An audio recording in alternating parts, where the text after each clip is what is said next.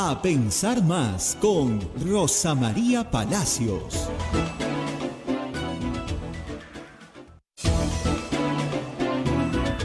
Muy buenos días, señoras, señores. Bienvenidos a Pensar Más con Rosa María Palacios desde Radio Santa Rosa. Ya estamos conectados con Radio Santo Domingo en Chimbote, Radio San Martín en Arequipa, Radio Cepagua Ucayali, Radio Quillabamba TV La Convención, Radio Madre de Dios en Puerto Maldonado, Radio Huánuco en Huánuco, Radio La Voz de Ayacucho en Ayacucho, Radio Pública en Puno, Radio Moro en Ancash, Radio Cumbre en Huancayo, es la radio del Arzobispado de Huancayo, Radio Milenio en Satipo, Radio Estación Solar en Abancay, Radio Oriente en Yurimagua, Radio Los Ángeles en Cajamarca, Radio Activa en Cerro de Pasco, Radio Continental en Huanta, canales de televisión como Onda Digital TV, Fuego TV, Quillabamba TV y otros canales de cable que nos transmiten también, y obviamente las plataformas móviles de Radio Santa Rosa, el Facebook y el canal de YouTube, y también la plataforma móvil de Radio Quillabamba TV, el Facebook de Radio Quillabamba y nuestra página web www.radiosantarosa.com.pe. Muy bien, hoy día es 30 de octubre del año 2023. No sé si veremos hoy día, Rosa María, nuevamente un abrazo fraterno entre el Ejecutivo y el Legislativo, porque se supone que hoy día van a debatir si la presidenta se va o no se va a Estados Unidos. ¿Cómo está, Rosa María? Muy buenos días. Muy buenos días, Abel. Iniciamos esta semana, por supuesto, con mucha información y claro que vamos a hablar de eso. Pero primero, permíteme presentar a nuestros auspiciadores, luego de saludar a nuestro público. Y vamos con la Pontificia Universidad Católica del Perú. La Pontificia Universidad Católica del Perú es la universidad número 1 del país en cumplimiento de los Objetivos de Desarrollo Sostenible, de acuerdo al ranking Times Higher Education 2023. Este logro refleja nuestro compromiso por la construcción de una ciudad inclusiva, segura, resiliente y sostenible. Visítanos en puc.edu.pe. Centig, tu socio en tecnología. Te asesoramos en la transformación digital y ciberseguridad de tu empresa. Brindamos los servicios de TI, ciberseguridad, cloud computing, infraestructura. Conoce más en nuestra web centig.com.pe. Palestra International Center for Legal Studies y la Universidad Pompeu Fabra abren la convocatoria al tercer programa de intercambio académico en Barcelona. Son 4 programas a cargo de destacados especialistas en cada rama del derecho, que serán desarrollados entre el 29 de enero y el 9 de febrero del 2024. Para mayor información, ingresa a institutopalestra.com o escribe al 994-820148. Muy bien, y por supuesto ustedes nos pueden ayudar. Lo que tienen que hacer es capturar el QR que aparece en pantalla, debajo acá de mi barbilla, y hacernos una donación a través de cualquiera de las billeteras electrónicas que hay en el Perú.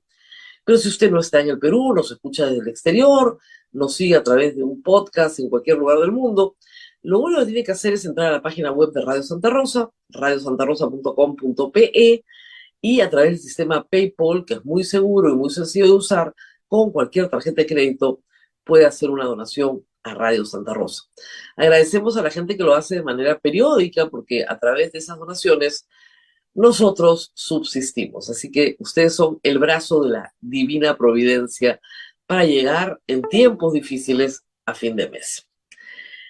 Muy bien, a ver, tenemos entonces que abordar lo que va a ser esta semana y hay varios asuntos peligrosos en el Congreso. Quiero enumerar solo algunos y después vamos a los viajes presidenciales. Primer asunto peligroso es que el Congreso quiere eliminar las PASO, por lo menos Fuerza Popular y APP, que son los 2 partidos que mueven al Congreso.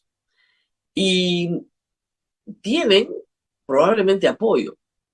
Las primarias abiertas, simultáneas y obligatorias son una conquista que hasta ahora no se materializan. Se aprobaron para las elecciones del año 2021, pero el Congreso dijo que la pandemia hacía que fuera imposible su implementación. Luego tenían que haberse dado en las elecciones municipales. De nuevo el Congreso dijo que la pandemia hacía imposible su implementación. Esta vez ya no hay pandemia y ahora se las quieren bajar. ¿Por qué las primarias abiertas, simultáneas y obligatorias son importantes? Por una razón muy sencilla. ¿A usted le parece correcta la actuación de este Congreso? ¿O la del anterior, que fue breve? ¿O la del que fue disuelto? No, ¿no es cierto? Los congresos una y otra vez han defraudado la expectativa popular. Si seguimos eligiendo a los congresos exactamente con las mismas normas, ¿qué vamos a obtener? El mismo resultado. Exactamente el mismo. No hay forma de obtener algo mejor si usas la misma receta. Vas a tener lo mismo o muy parecido. En un contexto de crisis de partidos políticos que no ha sido resuelta desde hace más de 15 años, no ha sido resuelta esa crisis de partidos políticos. Las PASO son una herramienta que permite modificar sustancialmente las opciones que tenemos para elegir. Porque muchos me dirán, bueno, tenemos el Congreso que tenemos porque no había de dónde elegir. Bueno, las primarias abiertas, simultáneas y obligatorias permiten a todos los peruanos participar ¿en qué? En la elaboración de la lista, en elegir a los que podemos elegir. Ya no lo hace el partido, ya no lo hace la cúpula, ya no lo hacen los militantes de ese partido, no, lo hacemos todos los peruanos. Vamos a votar si quieren en algo que parece un simulacro, pero a mí me gusta, digamos, un partido que no tenga inscripción, pensemos, no sé, en el PPC, me gusta el PPC. El PPC presenta para Lima 100 candidatos. Todos los que quieran se pueden meter, no hay ningún problema.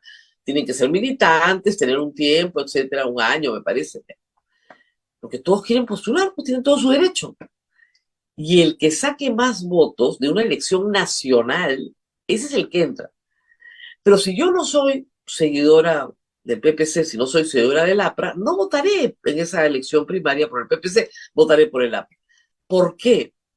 Porque lo primero que tiene que pasar es que los 25 partidos inscritos pasen la valla. Y tienen que pasar la valla. Los que pasan la valla van al año siguiente a la elección nacional.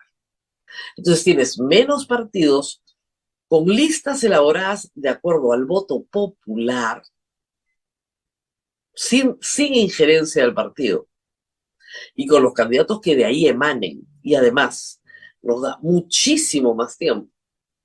¿Por qué no le gustan los partidos? Porque ya no van a poder cobrar por cupo, pues. ¿Qué le va a gustar? No, no puedes cobrar. Porque yo ya tengo mi sitio. Mi sitio me lo asignó la población, no el partido. Primer problema. Segundo problema, no van a poder manipular todo el tema de los invitados, los que meto, los que subo, muevo los números en la lista porque hay voto preferencial. Ya no va a haber gasto de lucha fratricida. Y el problema más grave es que no van a poder poner en los primeros puestos a gente muy desprestigiada.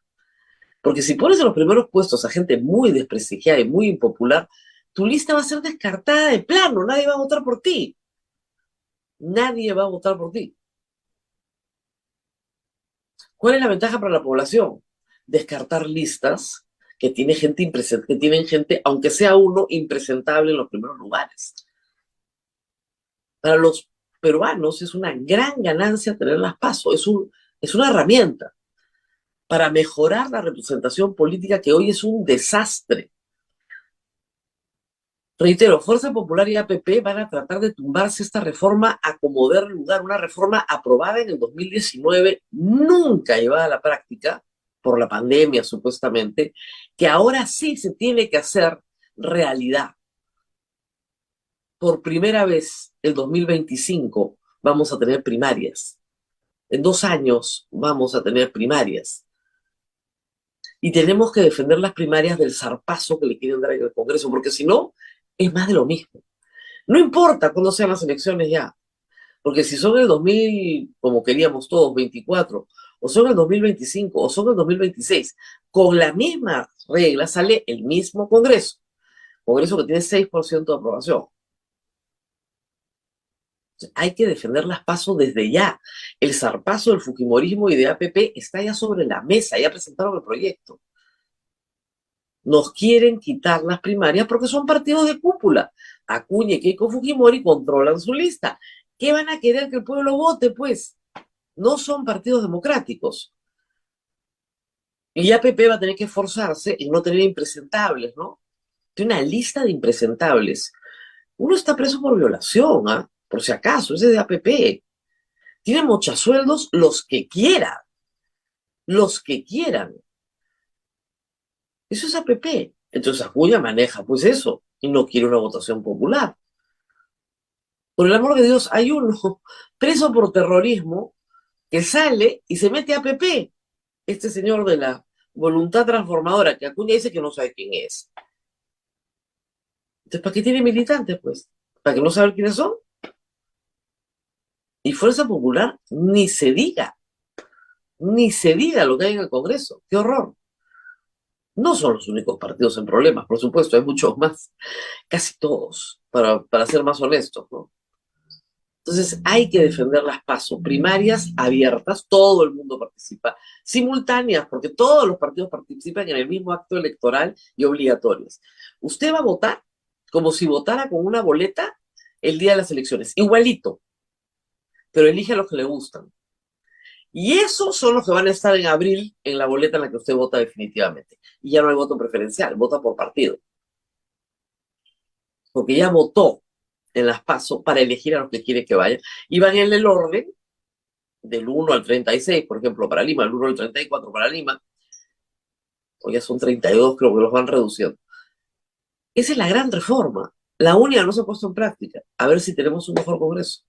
Luego podrán discutirse si los distritos son más pequeños en Lima, lo cual es lógico, etcétera, etcétera, ¿no? Para tener más cercanía con el representante que cada uno debería tener en Lima. ¿De acuerdo? Esas son otras reformas que no se llegaron a hacer. Pero esta sí se llegó a aprobar con mucha lucha, con mucha lucha. Hay partidos que dirán, no, candidatos únicos. Ah, bueno, si el pueblo les da la valla, si los hace pasar la valla, perfecto, veremos. Y lo mismo para los candidatos presidenciales. Si un partido tiene dos candidatos presidenciales, presenta a los dos y la población elegirá. Y si no, presenta uno y la población elegirá.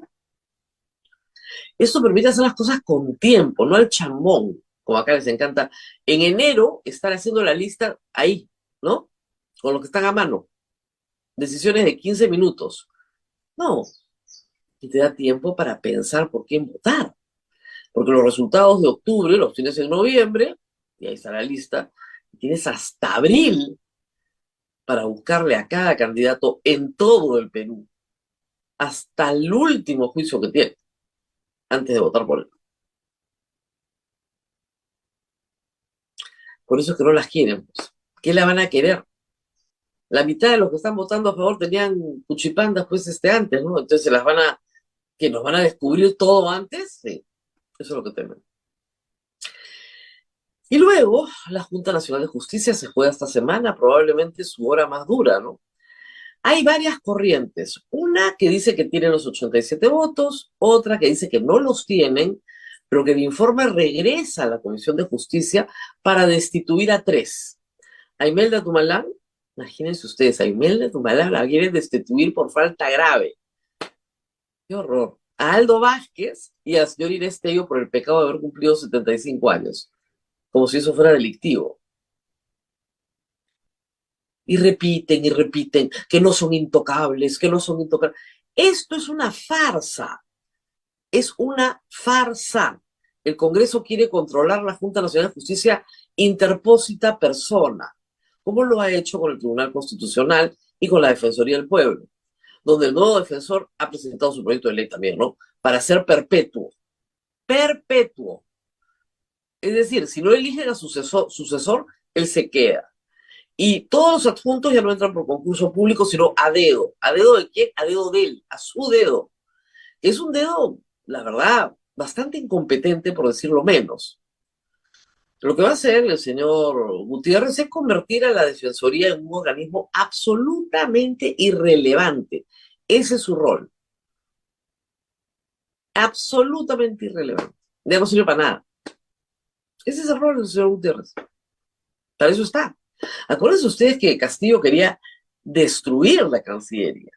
perdón, la Defensoría, y quería destruir el Tribunal Constitucional, abolirlos. Bueno, no necesitan hacer eso, lo único que necesitan es capturarlos. Vladimir Cerrón ya capturó la Defensoría, ahora hay que convertirle en un ente irrelevante. Y lo mismo con el Tribunal Constitucional. Pero eso sí es parcela más bien de la derecha en el Congreso. Esa es su parcelita. La parcelita del señor Cerrón es la Defensoría porque su misión es esa, que no sirva para nada. Es esta la semana crítica, ¿no? Para ciertas instituciones que creíamos que eran importantes para hacer alguna reforma. De las poquísimas reformas que se han hecho en los últimos 5 años, ¿eh? Una era las PASO. Y se la quieren volar. Para que no haya ninguna. Bueno, de las poquísimas reformas de los últimos 10 años, la SUNEDU, que ya se la volaron también, para que no haya ninguna reforma. Así estamos. Y ayer, en el diario El Comercio, una periodista de Willax, que fue expulsada de América Televisión por pagarle plata a su fuente, por darle $30,000 a su fuente, muy bien, y fue expulsada de América Televisión, regresa al Grupo El Comercio como entrevistadora de Alberto Otárola. Y la entrevista es realmente deliciosa. Es bastante sobonita, ¿no? Normal. En fin, ya qué vamos a hacer. Pero las respuestas de Otárola son espectaculares.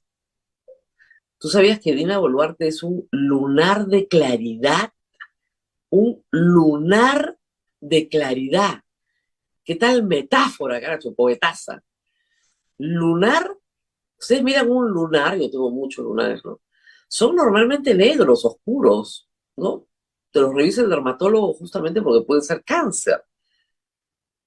¿Qué acto fallido tenía en la cabeza el señor Otárola para llamar a Dina Boluarte un lunar de claridad? Se refería a lo único, a lo pequeño, a lo distinto, ¿no? Tal vez. Un lunar de claridad. Porque obviamente le dicen lo que hemos dicho nosotros siempre. La señora Dina Boluarte fue ministra de 4 gabinetes de Castillo. Echarle la culpa al anterior es bastante difícil en su caso porque ella es el anterior. Entonces, Otárola dice, no, ella fue maltratada, usada, voy a buscar las palabras correctas, es graciosísimo, a ver, la verdad es que no lo puedes creer, ¿no? Pobrecita, pobre Dina, pobrecita. Bueno, él ha dicho que la historia va a decir que la presidenta Boluarte salvó al Perú, salvó, es nuestra salvadora, increíble, ¿no? Increíble, es nuestra salvadora, mira tú. Le preguntan, ¿no? Tiempos oscuros de los que ella fue parte, referido al gobierno Castillo. Tiempos oscuros en los que ella era un lunar de claridad. Mi lunar de claridad. En los últimos meses el equipo Castillo no hacía sino boicotearla, utilizarla. Utilizarla. Interesante. Y ella tomó la decisión de apartarse del gobierno 15 días antes, cuando ya le habían asegurado que si lo vacaban ella era presidenta. Ay, ay, ay. Y luego dice, es muy gracioso, que han habido 500 protestas violentas.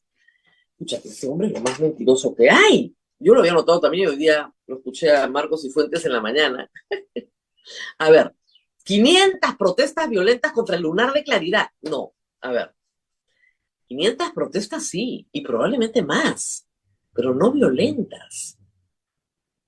No violentas. Las violentas son muchísimo menos. Y son actos de distinto tipo. Hay vandalismo, destrucción de propiedad pública y privada, toma de carreteras.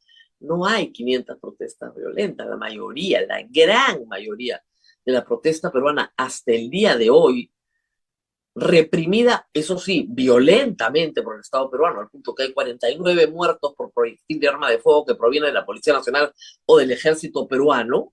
Muy bien. Eso sí fue violento. Las protestas fueron pacíficas en su mayoría.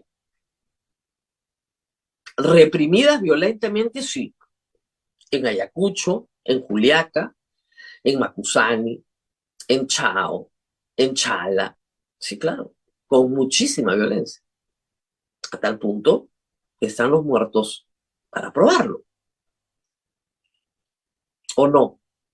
¿O ustedes no recuerdan las imágenes del Cusco, de un chico escondiéndose detrás de un árbol que le rellenan la espalda de balines y que muere 3 meses después de una larga agonía? ¿No se acuerdan?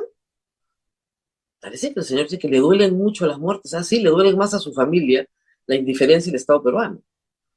Y de eso no quiere hablar. No, no, las investigaciones no van a absolver, por supuesto. El lunar de claridad. Pero ha dicho varias cosas. La primera es que no solamente Dina se va el miércoles de viaje, porque se va a ir de todas maneras, déjense de cosas. Claro que se va a ir. Sino que este mes ya va a tener 2 viajes, porque tiene que ir a San Francisco a recibir la presidencia de la PEC.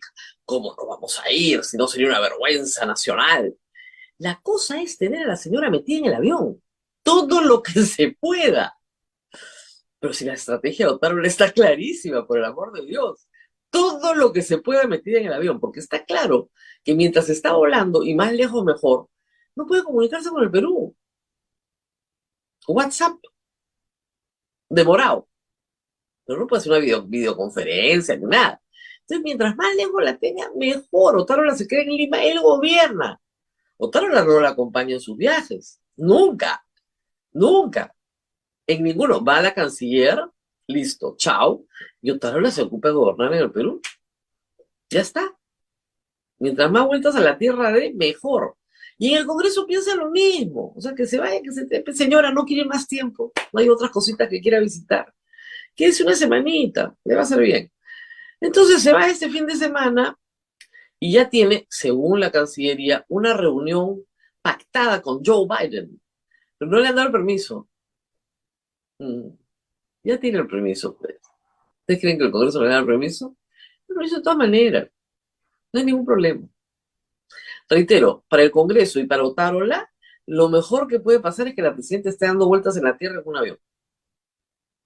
Lo mejor, China no hay un viajecito para que se vaya en el avión presidencial saltando de país en país, porque no tiene autonomía de vuelo el avión, ¿no? Para que vaya saltando por toda Europa, Asia, de la vuelta, regrese, de la vuelta al mundo. Que se demore 15 días, no hay problema. Y cuando llega a algún punto con internet, se sienta en una pantalla y dice, acá estamos haciendo el Consejo de Ministros. ¿Por qué no hacer el Consejo de Ministros desde el avión, ah? Más graciosos son. No se puede, pues. Y hasta ahora no nos han demostrado, ojalá que compren los aparatos, ¿no? Porque es cuestión de invertir, ¿ah? También anunció que vienen 2 aviones, usaditos, ¿ah? Eso sí, felizmente usaditos. Pero estos 2 aviones ya habían sido solicitados por la FAB hace meses, hace meses. Vienen 2 aviones, ya viene uno, ¿ah? En diciembre, enero, viene un Boeing grande a Canadá, $80 millones en recesión. Probablemente un pedido de la FAB para otros fines que tal vez sean más útiles que las promesas de la señora presidenta de la República, que dijo que iban a conseguir 2 aviones para traer a los peruanos del exterior, lo cual es falso. El pedido era anterior. Todo es mentira. El problema con el señor Otárola es que no entiende que está caminando siempre sobre la cuerda floja de la credibilidad. Y si todas tus declaraciones son falsas, la gente se termina riendo de ti en tu cara. ¿Qué anuncios económicos le voy a creer si dice que hay 500 protestas violentas y todos sabemos que no son 500 protestas violentas? Que Dina Boluarte era un lunar de claridad. ¿Cómo va a ser un lunar de claridad, Dina Boluarte? Qué chapa, por Dios. La lunar de claridad. ¿Cómo va a ser pues un lunar de claridad si era ministra y juramentó 4 veces? No una, 4 veces. No quiso juramentar con Betsy Chávez porque la detestaba.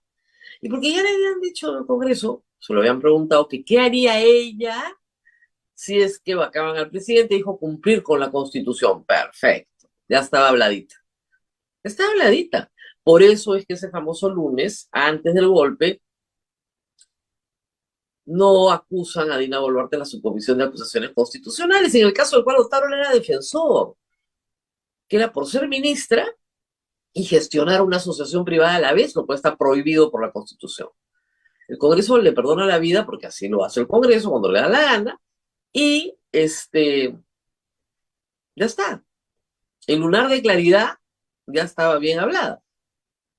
Y hay otras cosas muy divertidas, ¿no? Le preguntan si Dina Boluarte quiso renunciar. Dice que no, que jamás.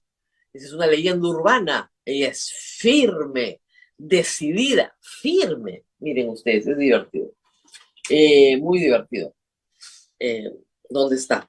¿Dónde está lo de la leyenda urbana? Es una leyenda urbana. No tuve que convencer de nada a la presidenta. Ella nos tuvo que convencer a nosotros, supongo que el plural es por el resto del Consejo de Ministros, de que siguiéramos adelante en la tarea de salvar. Él es un salvador, el Mesías, la institucionalidad democrática del Perú. Estamos ante una presidenta que está tratando de dar lo mejor de sí, tomando distancia del oscurantismo castillista. Y le preguntan, ¿usted piensa renunciar? En ningún momento he pensado en renunciar. Nunca. No. Claro que va a pensar en renunciar si es el presidente del Perú. ¿Cuál es el problema? Y dice que cuando le dice a la señora presidenta, ven las encuestas, ellos se ríen. ¿Cómo va a ser así? ¿No? Increíble, increíble. Bueno, está muy gracioso. Dice además que se reunió media hora en privado con el Papa. Ahí está frito el señor Otárola, porque nuestras fuentes en el Vaticano son de mucho nivel. Y no se reunió media hora con el Papa. Toda la reunión con sus canciller, etcétera, duró media hora, intercambiaron los regalitos, 25 minutos me han dicho, foto y todo lo demás. Punto.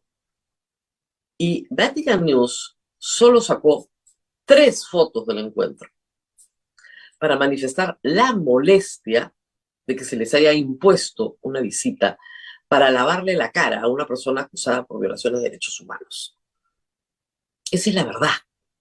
Y la saben en la Cancillería, no les estoy contando nada nuevo.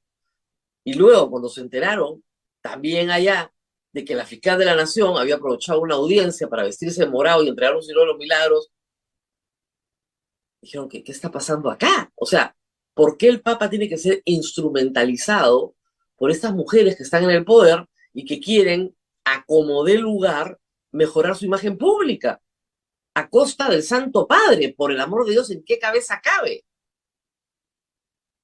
Y el Papa, como yo decía ayer en mi columna, que es santo, pero no es tonto, dijo, no, 3 fotos, punto. Una toma abierta, una cerrada y la que está cerrada. El Papa con una cara de tranca, furioso. Hizo lo que tenía que hacer, lo que corresponde al protocolo, pero punto. Lo curioso es que ese día recibe a otras personalidades también, importantes. Hay cientos de fotos de los encuentros con las otras personalidades. Decenas. O sea, llega un presidente, toman pues 45 fotos y se publican todas en Vatican News porque es para uso público, para que se comparta, porque no entran corresponsales de prensa, solamente hay las tomas oficiales de Vatican News, nada más. Porque hay 3 fotos. 3. Señor Otero, no cree que la gente es tonta en el Perú, ¿no? Creen que es tonta, porque si no, no dirían tantas mentiras. No hay 500 protestas violentas. El Papa no se reunió media hora feliz con la señora Boluarte. Dice que vienen 120 empresarios de Alemania a invertir en el Perú gracias al viaje a Alemania. O sea, ya eso es el mundo de la fantasía, ¿no? Es el mundo de la fantasía. Yo ya me asusto un poco también, porque ya, o sea, tú dices, bueno, pero ¿en qué está pensando este señor? O sea, ¿qué otro cuento nos va a meter? Que le meta un cuento a la reportera de Willax. En fin, ¿qué más le ha dicho? Que la ejecución de Punchi Perú está cercana al 70%. Ha servido para morigerar los efectos del niño global. Que ha traído a los pescadores. Hemos dado un bono a los agricultores. Por el amor de Dios. ¿Qué más ha dicho? Que vienen miles de millones de dólares. Es una cosa impresionante. O sea, ustedes no tienen una idea de la cantidad de plata que va a venir. Miles de millones de dólares, inversiones millonarias, que van a cambiarlo todo, todo. La faz de la tierra va a cambiar. Es impresionante. ¿Por qué somos tan malos? ¿No es cierto? Es increíble, increíble. A ver, tendremos 40 proyectos de alianza público-privadas, las famosas APP que siempre funcionan. A partir del próximo año habrá un portafolio de inversiones, de 8.000 millones y se concretará el anillo vial periférico. ¿Cuál es el monto? 2.380 millones de dólares. La longitudinalidad de la sierra, tramo 4, 900 millones de dólares. El Parque Industrial de Ancón, 762 millones de dólares. Caracho, millones de millones de millones de millones de millones. Es impresionante, impresionante. Qué mal agradecidos somos, la verdad. Qué mal agradecidos. Es increíble. Bueno, le preguntaron sobre el tema de seguridad, ¿no? Y esa es la portada, ¿no? Es muy pronto para hablar de fracaso. ¿Así? Ay, qué gracioso. Esto va a tener que evaluarse cuando concluyan 60 días de estado de emergencia. Hay que escuchar a los alcaldes, vamos a cumplir con las cámaras prometidas. Increíble, ¿no? Ay, ay, ay. Le preguntan que se defina como ministro. Dicen, soy un buen ejecutor, un buen gestor público y estamos trabajando bien. Está trabajando bien. 49 muertos, ¿ah? Estoy trabajando bien, ¿ya? Increíble. Ahora, reconoce que César Acuña es su aliado. No lo dice así, pero lo dice, es un líder político muy importante para la gobernabilidad del país, ¿ya? Y le pregunta, oye, ¿fue aliado de Castillo, no? Yo no sé si fue aliado de Castillo, ¿eh? Acuña tiene una tendencia a garantizar la gobernabilidad y ofrecer el apoyo al partido a las grandes decisiones del Perú. Lo respetamos mucho. Claro, pues corte el jamón. Y le preguntan por la Junta Nacional de Justicia, ¿no? Y miren la respuesta neutral. El gobierno espera una decisión ponderada del Congreso respetando la autonomía de los órganos autónomos y sobre todo entendiendo que nadie, y esto por supuesto incluye al Ministerio Público, está por encima de la ley de control constitucional. Ay, ay, ay. Hay una sola pregunta que sí me pareció graciosa, ¿no? Dijo, los vamos a tener que soportar hasta el 2026. Y esa sí es la verdad. Porque este señor no lo mueven ni con bomba atómica. No hay forma de que lo muevan. No hay forma de que lo muevan, porque él es el que gobierna, por el amor de Dios. Dina Boluarte la meten a un avión y le dicen, mira, tú vas a hacer la diplomacia presidencial, y vas a cambiar el mundo, y eres la salvadora del Perú. Y bueno, es bastante limitada nuestra presidenta, no tiene muchas habilidades. Entonces cree que sí, pues, ya está. Listo, está convencida. Y la ponen a dar vueltas a la tierra. Y así estamos. Por supuesto que le dan el permiso hoy y le dan el permiso para que vaya a San Francisco. Le van a dar todos los permisos, como que van a destituir a la Junta Nacional de Justicia y como que van a eliminar las PASO y como le van a aprobar el proyecto a José Gutiérrez, por Dios. Es todo parte de una misma tendencia. Hace tiempo que se los cuento. Y todo lo que les he dicho se ha ido cumpliendo poco a poco. ¿O no? Entonces, pues, eso es exactamente lo que va a pasar. Pero no basta con que les cuente de qué se van a morir, ¿no? Es lo que está pasando. Ayer la Coalición Ciudadana sacó una campaña interesante. Dice, el Congreso tiene 6% de popularidad y la Junta Nacional de Justicia fue aprobada con 86% de los votos peruanos. Esa es la diferencia. Por eso no quieren las PASO. Porque tener un Congreso representativo es lo último que quiere el Congreso. Ni hablar. APP, Fuerza Popular y la señora Boluarte son aliados de facto y los acompaña para muchas cosas, Avanza País, Renovación, ¿no es cierto? Avanza País, pues es la moto, ¿no? Patricia Chirinos tiene una labor ahí de denuncia, nosotros la acompañan, cada uno tiene su rol, ¿no? Como dice Otárola, estamos trabajando bien. Un país recesado y el señor sale a decir que está trabajando bien, en vez de decir, oiga, ¿sabe qué? Sí, pues tenemos el país en recesión. Pero no, la culpa es de Castillo, la culpa es de Castillo, la culpa es de Castillo, él es culpable de la recesión, la culpa es de las 500 protestas violentas, cuando no son violentas, todo es mentira, es una manera, ¿saben qué? Los políticos en general, tengo muchísimos años haciendo esto, ya 25 años haciendo esto, los políticos mienten descaradamente y todo el tiempo, y aprendemos a convivir con sus mentiras, pero hay mentiras y mentiras, pues, ¿no? Estas son absolutamente descaradas. Los políticos suelen mentir. O como decía Trump, tener una versión de la verdad. Bueno, Abel, nos tenemos que ir a la pausa, ya está con nosotros Walter Albán. Vamos a hablar de varios de estos temas, pero vamos a empezar justamente con la Defensoría, porque él ha sido, de facto, defensor del pueblo 5 años, ¿no es cierto? Y sabe muy bien ¿Qué es lo que sucede en la ley cuando el defensor concluye su mandato? Se tiene que ir y alguien se queda a cargo hasta que el Congreso logre un consenso, a veces demora mucho, pero la institución no se pierde, la institución se mantiene. Gutiérrez ha encontrado el camino para ser perpetuado. De repente se quedan 25 años, ¿ah? Porque el Congreso dice, no encontramos consenso. Se dan 87 votos para elegir al defensor del pueblo. No encontramos consenso, no encontramos consenso. Usted no lo puedes votar. ¿Qué tal? ¿Qué tal, Josué, no? Ha hecho acá chambita para toda la vida. Muy bien, vámonos a la pausa y regresamos con Walter Albán. Así es, Rosa María, nos vamos a la pausa y está en espera el doctor Walter Albán.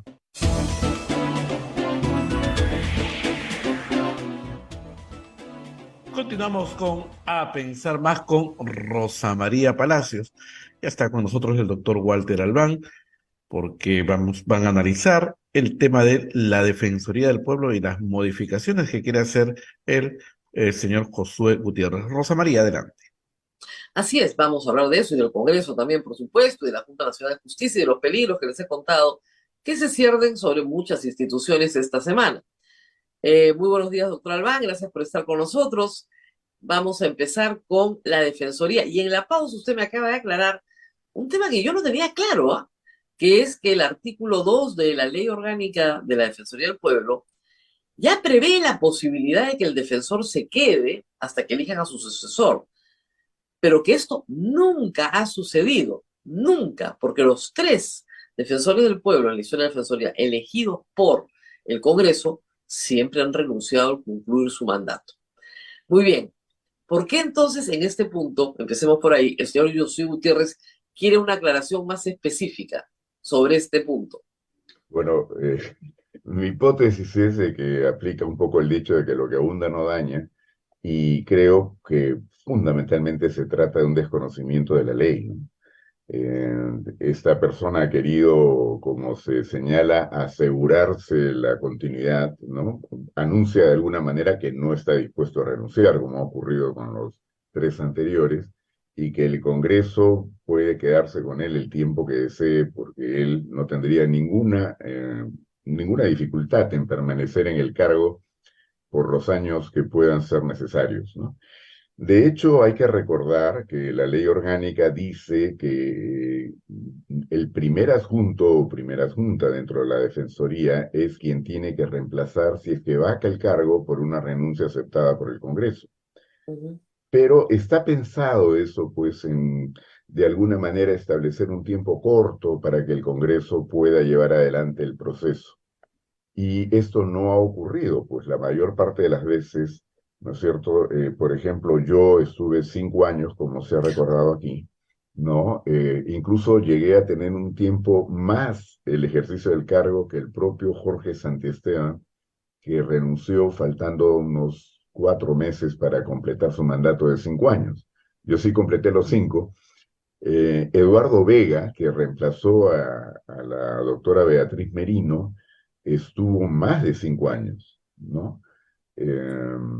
Y Walter Gutiérrez, poco después de cumplir el mandato, renunció, y es allí donde sube la primera adjunta en ese momento, Eliana Rebollar. Pero claro, allí sí creo que en el contexto de las protestas, los informes que dio la Defensoría, que fueron además muy importantes para la elaboración de los informes, a su vez, tanto de Amnistía Internacional, de Human Rights Watch, de la Comisión Interamericana de Derechos Humanos, fueron tomando como base los reportes de la Defensoría del Pueblo. Y creo que todos pudimos apreciar cómo, en buena medida, la Defensoría había retomado con mucha vitalidad su razón de ser, con la conducción de Eliana Rebollar, que era ya una funcionaria de las primeras, o el primer equipo con el que contó Jorge Santiesteban, había hecho carrera en la Defensoría y a mi juicio estaba realizando un magnífico trabajo. Así Esta fue es. la razón por la que apuraron la elección, porque obviamente no querían tener a alguien que les resultara incómodo o incómoda dentro de la institución, ¿no? Ahora, la segunda cosa que propone el señor Josué Gutiérrez es aún más peligrosa. Desde el inicio, los adjuntos, que son abogados también con determinados requisitos, son adjuntos al defensor, o sea, hacen sectorialmente, si se quiere, de determinadas tareas, pero están muy cercanos al defensor y tienen que desarrollar una actividad enorme, ¿no? Entonces, por ejemplo, la adjuntía para la mujer, en fin, hay varias adjuntías. Estas adjuntías se ganaban en concurso público de méritos.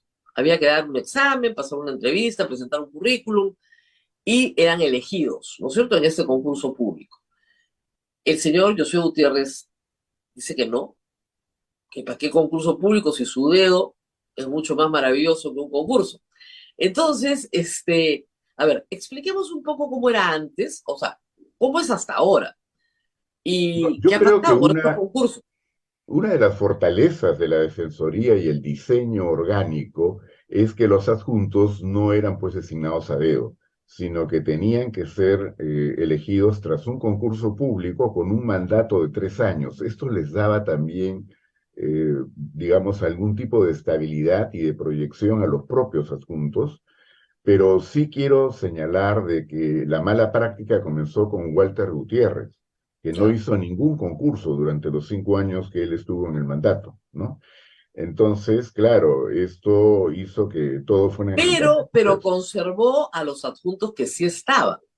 así es. Eso fue la En diferencia. No hizo los definitiva, concursos, pero los que estaban se quedaron, que ya venían de atrás, que tenían el agente de ujú, carrera y que sí habían ganado sus respectivos concursos, ¿no? bueno, definitivamente ahí comienza una mala práctica y lo que tendría que haber sido corregido hoy, ¿no es cierto? Convocando a los concursos públicos, eh, lejos de mostrar la intención de subsanar este problema, lo quieren más bien ya consagrar, ¿no? Entonces, la dedocracia, un poco a tono con los tiempos, es lo que se quiere imponer. Y claro, el pedido no es solo para los adjuntos al defensor del pueblo, sino también un punto importante, la Secretaría Técnica de la Comisión Especial que le corresponde presidir al defensor del pueblo cuando haya que elegir miembros de la Junta Nacional de Justicia, ¿no? Exacto. Entonces están preparando el terreno para lo que viene. Claro, claro, claro. Te dicen también a dedo. Porque Ujú. necesitas, el defensor del pueblo, imagínense ustedes, es el presidente de la comisión que selecciona a la comisión, a la Junta Nacional de Justicia. Este defensor del pueblo. Y él señala a dedo a su secretario técnico Así para volarte todas las candidaturas que no te gustan, pues, ¿no? Las que no tienen el lobby necesario para garantizar que a quien nombren en la OMP sea tuyo. Es definitivamente. impresionante lo que están haciendo a vista y paciencia en todo el país. Es una vergüenza. Pero bueno, regresemos un ratito a la Defensoría. Entonces el señor ha presentado un proyecto de ley ante el Congreso que probablemente sea aprobado porque él tiene el apoyo de Perú Libre y el consenso de los votos que obtuvo para ser defensor del pueblo del bloque de derecha, así que no hay ningún problema. ¿Cuántos adjuntos hay? En este momento entiendo que hay alrededor de 7 adjuntos, 7 ¿no? adjuntos. 7 adjuntos, pero claro, uno de ellos es quien tiene que ejercer la función de defensor, primer adjunto, digamos, al defensor del Claro, pueblo, que es quien tendría que reemplazar en caso se produjera una vacancia, en este caso a Josué Gutiérrez, ¿no? claro. Pero hay especialidades, ¿no es cierto? Derechos Sí, humanos, mujer, conflictos sociales, o sea, está dividido en las tareas más o menos amplias que tiene la Defensoría del Pueblo. Y hay que decirlo, como esta institución se funda en la Constitución del 93 y la Defensoría recién se instala en el 96, hay mucha experiencia, hay gente muy antigua en la Defensoría todavía, ¿no? sí, sí, Por ponerles un ejemplo, Imelda Tumalán es Defensoría, sí. Defensoría y llegó a ser adjunta con Beatriz Merino, me parece. Entonces, es gente que tiene mucha experiencia en estas materias, pero entiendo por las noticias que están huyendo de la Defensoría. Hay muchas renuncias y muchos han sido forzados, en realidad, por las circunstancias a renunciar. Bueno, yo quiero destacar el rol que ha jugado el sindicato de la Defensoría del Pueblo, que agrupa a mucha gente que viene de antes y también a quienes se incorporaron después, pero con una mística, con un compromiso que va más allá de la simple plaza y un tipo de trabajo. Yo diría que desde sus orígenes la Defensoría ha tenido un equipo de gente que se ha compenetrado con las funciones que la Constitución le encarga y por tanto ha sido realmente una situación ya difícil durante la época de Walter Gutiérrez, pero él por lo menos intentó que esa labor no se frene ni paralice por completo y por eso conservó a buena parte del equipo que estaba en la Defensoría del Pueblo. Pero lo que ha pasado con Josué Gutiérrez ya es inaceptable, ¿no? Yo he tenido oportunidad de conversar con varias de las personas renunciantes y lo que sienten es que sería indigno continuar trabajando en una institución que se comporta de la manera como la conduce el señor Gutiérrez ahora. Y claro, se han sentido obligados a salir porque si tienen que callarse o si tienen que decir cosas en las cuales no creen, definitivamente ya no tienen un espacio para poder continuar haciendo lo que les encantaba hacer, lo que se sentían absolutamente identificados o identificadas con lo que era el quehacer institucional. El sindicato sigue peleando, el sindicato sigue dando muestras de su, digamos, objeción de fondo, ¿no? A esta situación generada con el nuevo defensor, pero ojalá puedan continuar lo suficiente como para permitir que en algún momento venga el rescate. Es como yo creo que tendría que producirse una situación distinta, porque bueno, nadie puede apostar a que este asunto termine antes del 2026, ya ni siquiera podemos garantizar que es el 2026, pero sí tengo Sí, yo la expectativa de que algo pueda producirse mucho antes y que, así como Rodríguez Medrano, Blancanelia Colán, el señor Portillo y todos los que tuvieron que irse, ¿no es cierto?, de mala forma, pueda ocurrir esto también en el Perú y uno de los cargos que se recuperen es el de la Defensoría del Pueblo. en otros temas, vamos a la Junta Nacional de Justicia, esta semana se define, se debería definir, ¿no? Porque algunos quisieran tenerlo así como en stand-by largo tiempo para, ¿no? Es una forma de amedrentar, ¿no? Pero si se vota esta semana, hay la teoría de que hay los 87 votos para destituir a tres, que es como si te sacan la tinca, ¿no? O sea, este o este o este. Los que más han salido en la tele, ¿no? Aldo Vázquez, Imelda Tumalán y bueno, en este año, porque es la que ha cumplido 75 años. Hemos explicado esto mil veces. O se vuelan a toda la Junta. Al gobierno no le interesa, ya lo ha dicho ayer Otárola claramente, esperamos que tengan una decisión ponderada, es un problema del Congreso, no le interesa. Hay una presión internacional, por supuesto, por respetar la separación de poderes, pero yo creo que lo más probable es que los destituyan, a todos o aparte. ¿Qué piensa de esto? Yo tengo la impresión, y coincido con que ya la decisión está tomada, pero claro, están negociando los votos. Hasta diría que no es casual que el defensor del pueblo presente su proyecto en estos momentos, porque parte de la negociación probablemente considere eso, ¿no? Para que los votos de Perú Libre puedan respaldar la decisión que se adopte. Pero tienen su plan máximo y su plan mínimo, ¿no? Mínimo los tres, porque, claro, tanto Aldo Vázquez como la doctora Inés Tello son quienes han venido investigando a la fiscal de la Nación. Y en el Congreso se pueden dar el lujo de esperar un poquito antes de convocar al Pleno para ver este asunto, porque tienen a la jueza ¿no? A, supranumeraria a a supernumeraria, cargo, pues, ¿no? claro, que ha frenado por completo las investigaciones. O sea, la Junta no puede actuar, la fiscal de la Nación, por tanto, está feliz. Ahora, ¿cómo una persona con tantos cuestionamientos, con tanta evidencia de que no tiene la calidad moral para ocupar ese cargo, al Congreso no le parece en absoluto mal?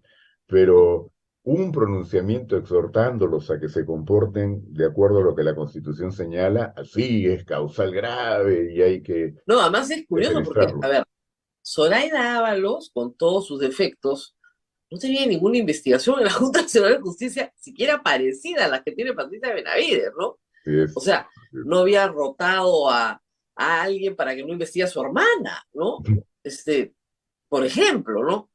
Entonces, es curioso el doble estándar. Ahora, ayer se publicó una encuesta de IEP en la República y es la primera vez que miden a la digamos, aceptación de la fiscal de la Nación, y es un desastre para su imagen. El 67% dice que está actuando mal.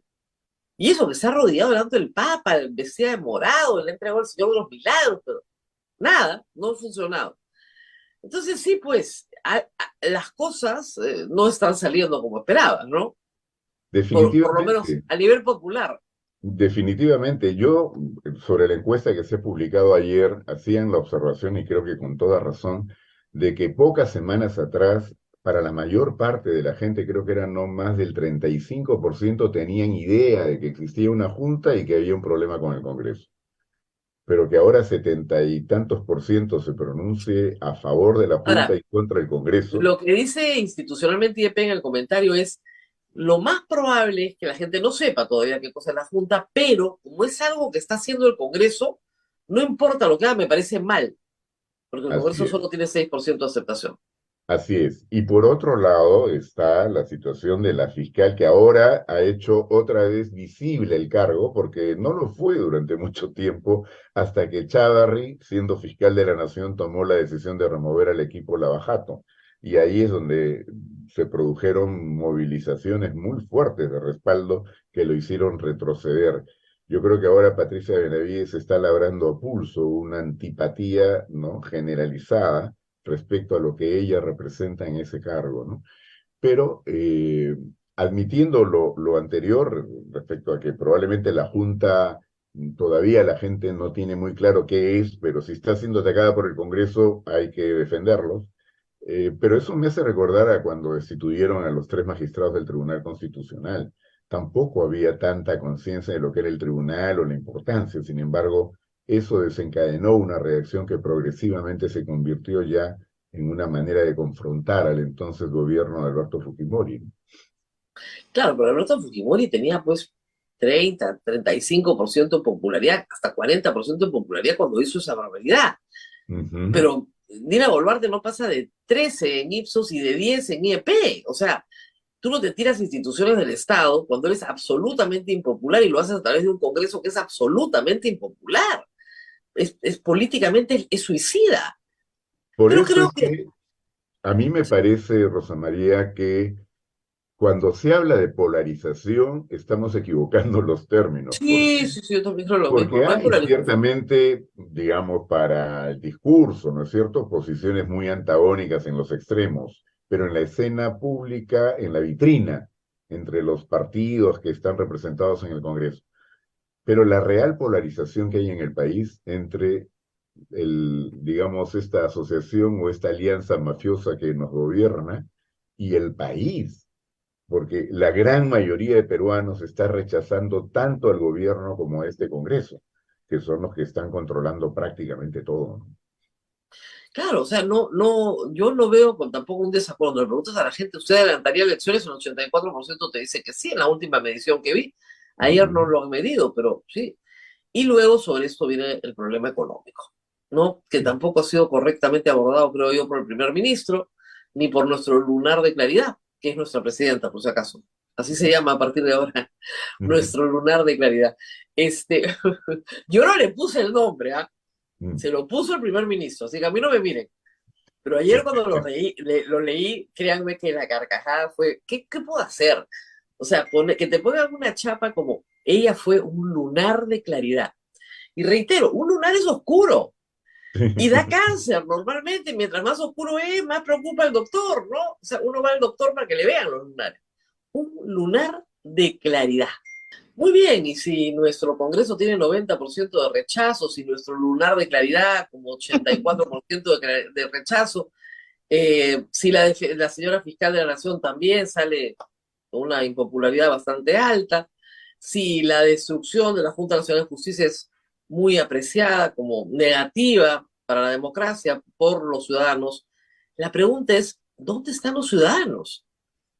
No se ven manifestaciones desde enero, febrero, fueron brutalmente reprimidas, eso ya lo sabemos, pero debería haber un movimiento más activo. ¿O solo los partidos políticos tienen capacidad de convocatoria? ¿Qué está pasando acá con la gente? Bueno, yo diría primero que los partidos políticos no tienen ninguna capacidad de convocatoria, por lo menos los que están representados en el Congreso, y que yo hasta dudo de calificarlos como partidos políticos propiamente. Son más clubes, ¿no?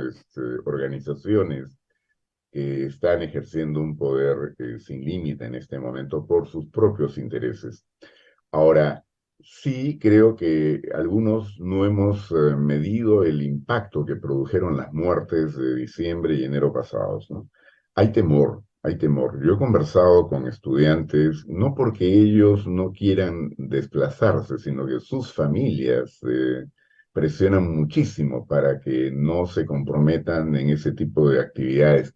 Pero creo que ya independientemente de ese temor, se están sumando muchos factores que harán que de pronto podamos considerar que lo que ahora ocurre ha sido un silencio sísmico, pero que va a producirse en algún momento un quiebre y otra vez la gente estará movilizándose. Y tiene que ver con esto que hemos conversado ahora y la manera prepotente en que ejercen el poder, pero también con las carestías y deficiencias propias de un gobierno que está al garete, ¿no? Tanto en la economía ahora con la recesión, que la volvemos a tener después de muchísimos años, ¿no? Pero por otro, el fenómeno del niño que ya está más que anunciado hace muchísimo tiempo y no se ha hecho mayormente nada. Y en la situación de salud y seguridad ciudadana. Todo esto creo que es un escenario que nos pinta que es muy probable que poco a poco además se observa que ya hay nuevos actores políticos que están buscando un espacio y también organizaciones que están buscando construir una red que permita una movilización a nivel nacional, ¿no es cierto? Que no solo parezca la reproducción de las protestas que se produjeron desde el sur andino anteriormente. Creo que allí hay varios factores que no están estáticos, están evolucionando y que van a permitir que más temprano que tarde haya una reacción ciudadana más fuerte, ¿no? Vamos a robarle unos minutos para hablar sobre su experiencia en Interior, porque eh, la situación, a pesar de lo que dice el primer ministro, que como es muy temprano para hablar de un fracaso. O sea, no descarta el fracaso, solo que es muy temprano. Bueno, muy bien. No estamos viendo resultados, porque probablemente no se están aplicando las recetas que tienen que aplicarse, ¿verdad? Esto lo hemos conversado antes, Rosa María, y era evidente que íbamos al fracaso y las declaraciones ahora del señor presidente del Consejo de Ministros se parecen un poco a las del ministro de Economía y Finanzas cuando negaba, ¿no es cierto?, la recesión y ahora no le queda otra que decir que ya estamos en este problema y no hay claridad de cómo vamos a salir, porque lo que ha planteado como inyectarle a la economía gasto público, más de 5.000 millones me parece, todos, cualquier economista sabe que eso no reactiva la economía y creo que se ha señalado ya en varios medios también la crítica.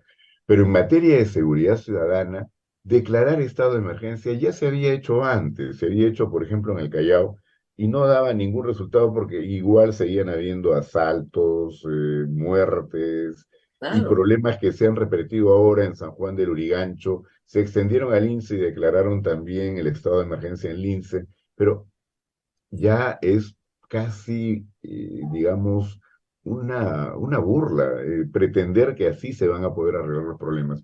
¿Cómo van a patrullar si no han renovado la flota? No lo han hecho durante años. Toda la logística que necesita o con la que necesita contar la policía no existe, se ha deteriorado a lo largo de los años como es normal y no ha sido Siempre esto hemos hablado de efectivo. esto con usted y con otros invitados. Hay dos brazos: patrullaje constante, Ujú. inteligencia policial para infiltrar, ¿no es Así es, cierto?, todas las organizaciones criminales. Esos dos brazos y obviamente otros más, ¿no? Como buenos laboratorios, criminalística, etcétera, ¿no? Buena información. Esos dos brazos, inteligencia policial y patrullaje constante. ¿Cómo estamos en esos dos brazos? Mal en los dos.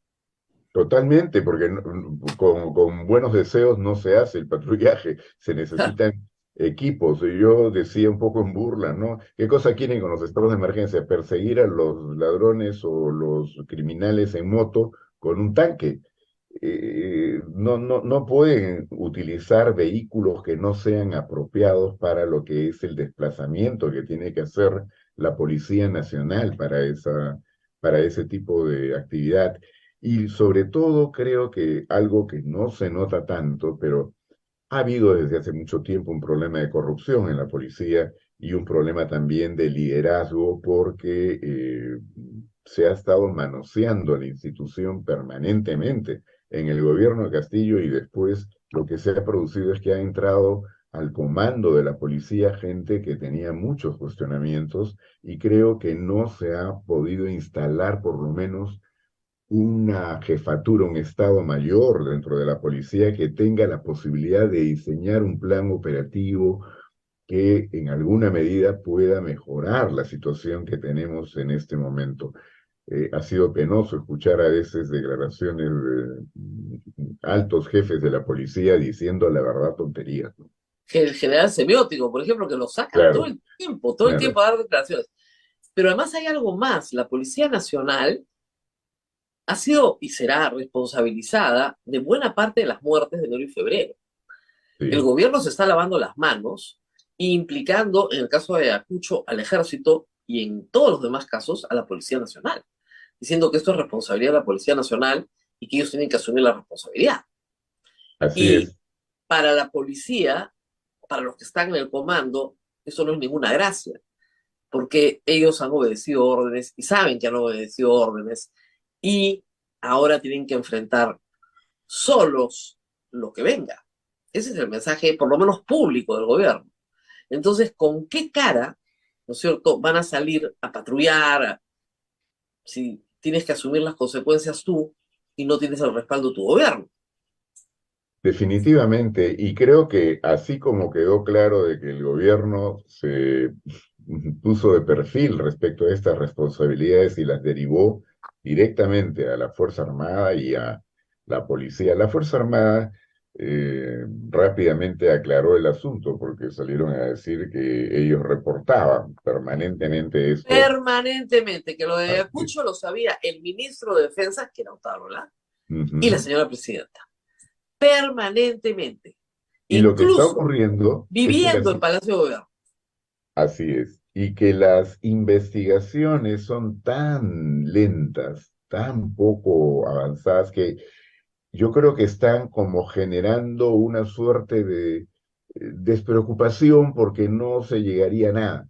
Pero la Claro. experiencia indica que tarde o temprano habrá que establecer quiénes respondan por esto y lo más probable es que sea esa policía, ¿no es cierto?, la que va a ser, digamos, como Claro, es chivo lo mismo que expiatorio los de todo esto, asesinatos ¿no? de los chicos en el brevísimo gobierno de Merino. O sea, esos dos chicos fallecidos, tarde o Ujú. temprano van a tener justicia, sus familias lo saben.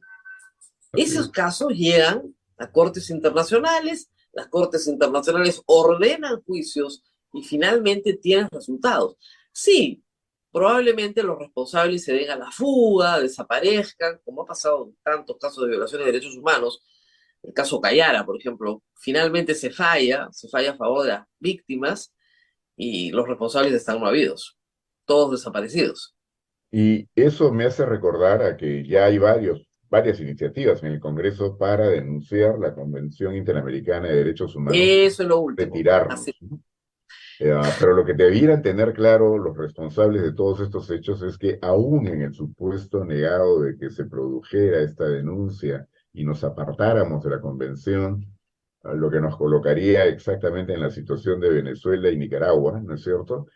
Ah, ya todo lo que ocurrió antes no puede de ninguna manera sustraerse del ah, conocimiento y a del ver, ¿y qué pasa? Te Interamericano. sentencian, tienes un gobierno que desconoce, pero el día en que regreses a la democracia, tienes que Ujú. reconocer todo. Es Así como es, en este mundo moderno expropiar y no pagar. Sí, pues te haces el loco, te puedes hacer loco 40 años, ¿ah? No hay problema. Pero el día que regresas a la democracia, tienes que pagar, porque estados mucho más grandes que el tuyo y mucho más poderosos te indican que no van a hacer negocios contigo si no pagas. Y así eso es es. igual. O sea, nosotros no somos un país de primer mundo, no somos un país poderoso, no somos un país que pone condiciones, tenemos que cumplir las condiciones. Y una de las condiciones es no violar derechos humanos. Eso es lo más importante a destacar. El sistema interamericano de derechos humanos se creó entre estados precisamente para las situaciones en las cuales un estado era el que violaba los derechos que están contenidos en la Convención Interamericana. Es lo que mucha gente no entiende, porque dicen, no, defienden terroristas, Es mentira. Hay decenas de casos que no tienen nada que ver con terrorismo, de gente que en su momento, durante el régimen de Alberto Fujimori, pudo llegar, ¿no?, hasta la Corte Interamericana y obtener una reparación, obtener una decisión que los favoreciera, y es lo que nos quieren negar a todo peruano y peruana. ¿Qué Bueno, yo pasa? ya he hecho ese concurso en Twitter y me he reído mucho. Dije, enséñeme una sentencia, una, Ujú, de la Corte Interamericana que haya liberado a un terrorista. claro. No existe, No, pues. no existen. No Pero, existe. Es además, imposible, uno puede recordar, por ejemplo, el caso de Barry Shipcher, por ¿no? ejemplo. Le quitaron la nacionalidad a la mala, ¿no es cierto?, para poder incidir sobre el canal, y años después él consiguió que esto revertiera a través de un fallo de la Corte A ver, los Internacional tres magistrados del Tribunal Constitucional, el también. caso de Ipcher, el caso del Sindicato de Trabajadores de la Municipalidad de Lima, el famoso caso Citramún, todo eso pasó por la Corte Interamericana. El caso de los pensionistas de la Superintendencia de Banca y Seguros, ¿no? Claro. Eh, que lo conocí más directamente porque la Defensoría apoyó en ese caso, ¿no?, en un atropello que no podía ser admitido. Y también hubo lo propio con ex trabajadores de la Contraloría General de la República. En otras palabras, los derechos humanos son integrales y Integrales son enormes, gente, además es un mundo enorme. Ahora, yo espero que cuando el Congreso vote la denuncia del tratado, bueno, y Dina Boluarte la ejecute, porque es una ejecución que tiene que hacer el Ejecutivo, ahí la gente sí salga a protestar y tendremos que explicarles que les han quitado una jurisdicción. así O es. sea, te están quitando un lugar donde eventualmente puedes hacer valer tu derecho. Eso es lo que te están quitando. Definitivamente, de eso se trata. Hubo una etapa en la cual el Poder Judicial estaba absolutamente capturado, ¿no es cierto? Igual la Fiscalía de la Nación, en las épocas pues Rodríguez Medrano y de Blancanelli Blanca Guzmán, Nélida, ¿no? Entonces, ¿qué puerta nos abre la Constitución peruana? El sistema interamericano, ¿no? Que no es que sea fácil litigar, ni que se no, yo estoy tienen, tratando de llegar hace, pucha, ya por 8 años. supuesto, pero aún así es por lo menos una ventana de oportunidad que no podemos perder, no podríamos dejar que eso ocurra sin reaccionar, porque lamentablemente eso sí sería ya llegar a una situación en la cual lo único que cabe es la violencia. Lo único que podría producirse son enfrentamientos violentos para tratar de que las cosas no vayan a más, ¿no? Sería lamentable que el Perú tenga que estar en esa situación por la irresponsabilidad de quienes ejercen el control de la política peruana en el día de hoy. Así es. Bueno, nos tenemos que ir a ver, no sé si tengo alguna pregunta del público, que ya se nos acaba el tiempo. Así están las cosas para empezar esta semana complicada. Atención en el Congreso, ¿ok? Le van a dar el viaje a Dina, van a suspender la Junta Nacional de Justicia, el Defensor del Pueblo le van a aprobar su proyecto, todo eso va a pasar, pero tienen que estar atentos, pues no se los puedo contar yo todos semanas antes y después que pase lo que tiene que pasar. Muy bien, muchísimas gracias, doctor Albán, por haber estado con nosotros. Gracias a ustedes. Gracias Y, al doctor Albán. Sí, Rosa Albán, María, sí, preguntaban un poquito por los dominicales allá presentaron algunas denuncias. sí, Sí, Ministerio de Cultura se contrata a personas sí, que sí, o ya sea, hay, ¿no? estamos de acuerdo en que,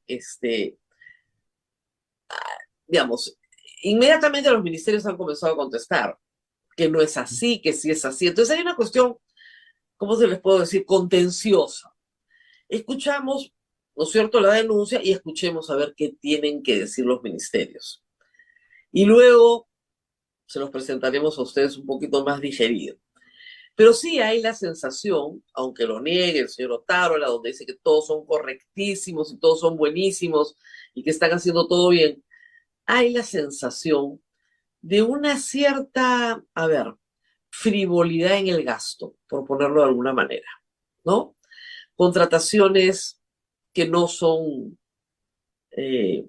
prioritarias, ya desde comprarte 2 aviones, ¿no? A contrataciones de coffee breaks, sanguchitos, almuerzos, pero ahí no está la plata grande, chicos, ¿no? No está en el pollo a la brasa de que se come la ministra, no. Está en obra pública. Y ahí es donde tenemos que comenzar a buscar. Ahí está la plata grande, ahí está la coima grande. Ahí está el crédito suplementario donde los congresistas meten las obras que quieren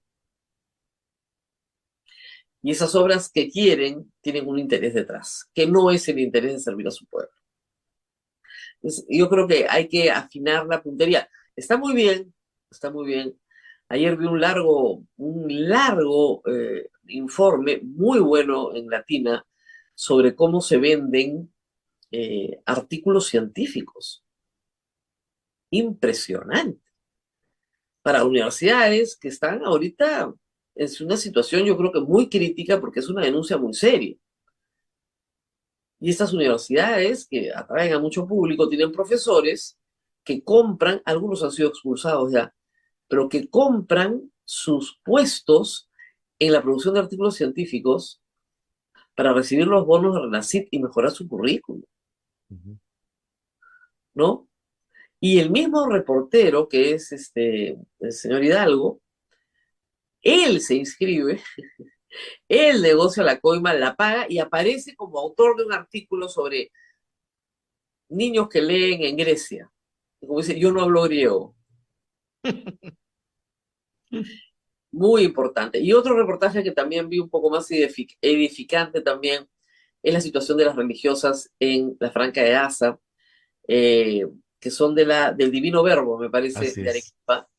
Qué lindo trabajo, qué duro trabajo, qué noble trabajo, la verdad, y qué difícil situación. Entonces sí creo que fue importante que se destacara no solo el trabajo de estas religiosas en casa, sino de su vocación, de su carisma, que es estar en las situaciones más difíciles, con la gente más vulnerable, con la gente más desprotegida, ¿no? Abandonada, digamos, del Estado y de la sociedad. Ahí están estas religiosas. Muy bonita labor y qué bueno que alguien un domingo lo resaltara, por supuesto. Muy bien, Abel, nos Así vamos. estuvieron los dominicales. Sí, sí, sí, pero de política cada día hablan Sí, menos, hay ¿ah? menos, parecen Hay policiales ya. menos, no sé. Creo que de política nos vamos a dedicar a hablar tú y yo porque ya casi, casi que no les interesa, ¿no? Así Y en es. realidad es lo más importante que tenemos día a día, porque la política tiene que ver con su economía, la política tiene que ver con el estado de bienestar, la política tiene que ver con el uso de espacios públicos, con las normas laborales, en fin, con su día a día. Pero si no le damos importancia, ¿qué es el sueño Montesinos? El sueño Montesinos, en el 98, cuando compra la línea editorial de todos los canales de televisión, no era solo cantarle alabanzas al chino Fujimori, era que no habláramos de política. Que el pueblo se atontara con cualquier cosa de entretenimiento, menos de política. Por si acaso. Aviso. Y esos métodos son en la política siempre recurrentes. No, ojo, no critico el entretenimiento, que hay buenísimo, hay muy buen teatro en Lima, vayan al teatro. Hay cine bueno en Lima, vayan al cine. Pero no dejen de buscar sus noticias. Porque si no, la noticia los va a alcanzar a ustedes de todas maneras. Eso ya está probado. Muy bien, Abel, nos vamos. Nos vamos, Rosa María, cuídate mucho y nos reencontramos mañana con todos ustedes. Gracias, chao, chao. Chao, chao. Hasta aquí, A Pensar Más con Rosa María Palacios.